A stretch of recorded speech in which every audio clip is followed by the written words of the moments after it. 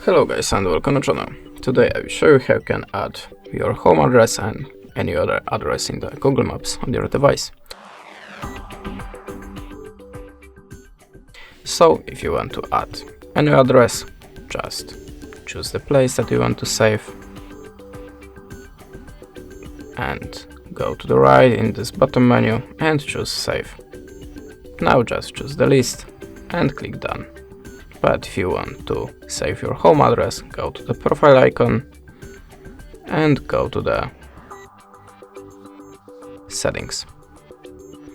Now look for the edit home on work and just click on this three-dot icon. Now just edit home. If you don't have any home options, you can add it by tapping on it and choose the address. That's it. Thanks for the watching, leave us a subscribe or a comment, and goodbye.